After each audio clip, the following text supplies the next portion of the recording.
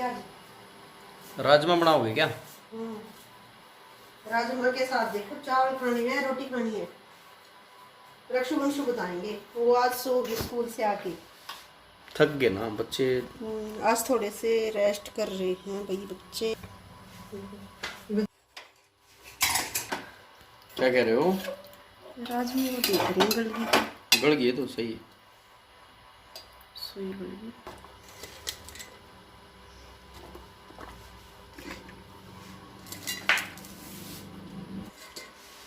इसमें टाइम बचता है ना, जल्दी हो जाते हैं। और बहुत ज्यादा सेव। जब काफी सारे प्याज काटने हो ना बहुत ज्यादा, हम्म। जैसे कि छोला है, राजमा है, शाही पनीर है। ये कैसे यूज होता है? ये ऐसे इसमें पकड़ के।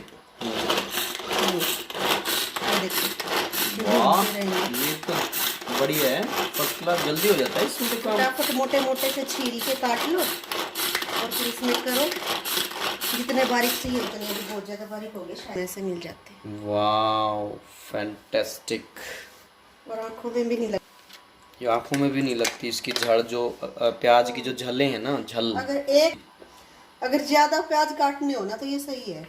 अगर एक दो, जैसे सब्जी में कुछ सब्जियों में कम पड़ता है ना, जैसे उसके लिए एक दो काटना तो कोई बात नहीं। इसको लगता है क्यों झंझट किया, ऐसे क्यों उठाया। लेकिन ज्यादा के लिए तो बिल्कुल बेस्ट है। सही है, बिल्कुल है ना।